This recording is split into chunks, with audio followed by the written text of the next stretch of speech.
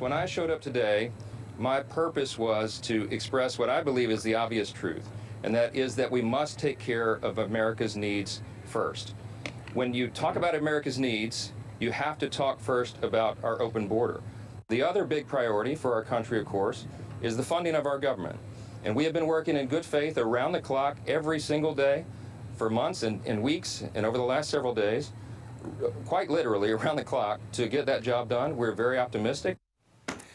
Speaker Mike Johnson, is he up to the task? Is he going to wobble and give in? And I don't know. I like him, but I don't know. Tony Perkins joins us. He is the president of the Family Research Council.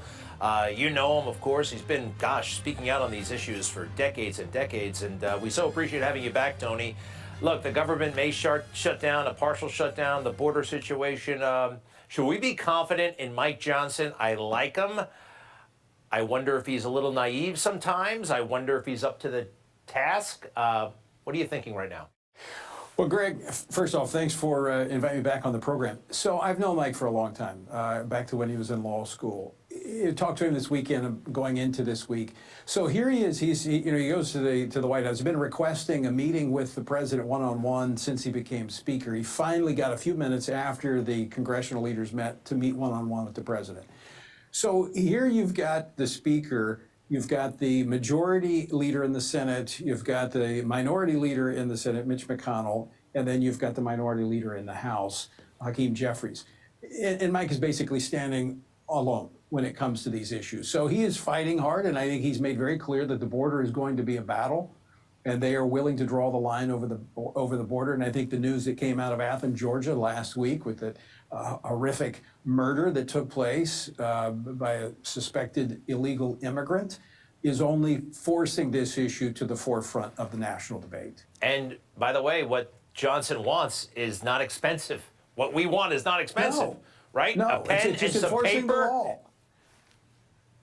I mean, it's exactly what Donald Trump did when the border was a ghost town, when he was a president, and he didn't have Congress doing anything. It was all done by executive order. He did it himself. The president could do that. Now, I have not yet spoken to the speaker since he had his meeting with the president today.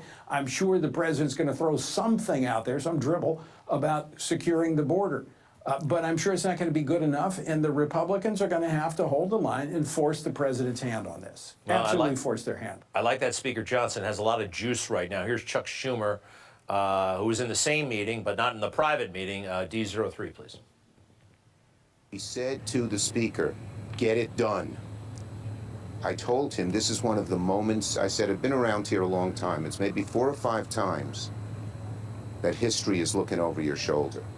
And if you don't do the right thing, whatever the immediate politics are, you will regret it. I told him 2 years from now and every year after that. All right, he's talking about Ukraine. I'm talking about America. I'm thinking about America and the border. I don't think he's going to... All right, so we need this stuff. How are you with... if the government shuts down, are we supposed to be upset about that? I don't think anybody wants the government to shut down. I mean, it'll, for 48 hours, there'll be jubilation because, we brought the government, it came to a stop and we got people's attention. But you got to get it back going. You got to get it going again. I think that's going to be the heavier lift.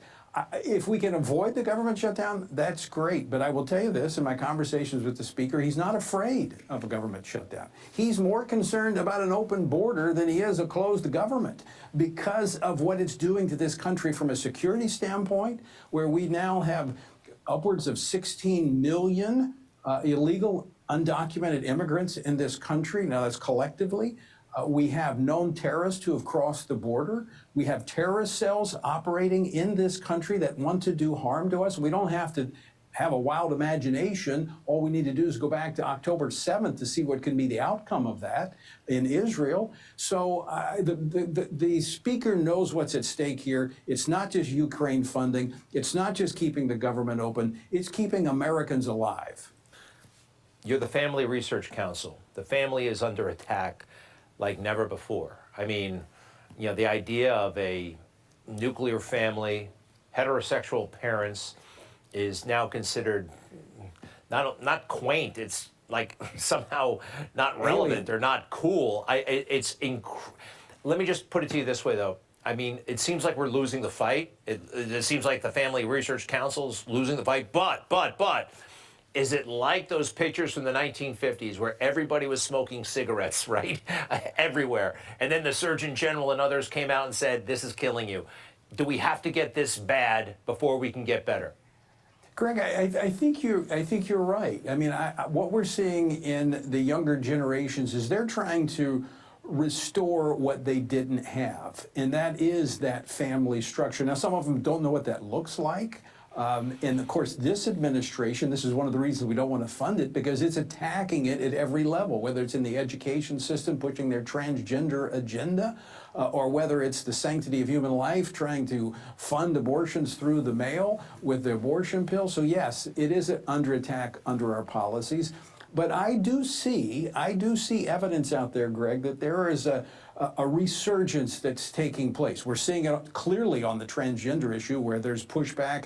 Nearly 25 states, 24, 23 states have enacted SAFE Acts to protect minors from these experimental drugs and surgeries for transgenderism. So there is reason for hope, Greg. There's reason for hope. And what about corporate America?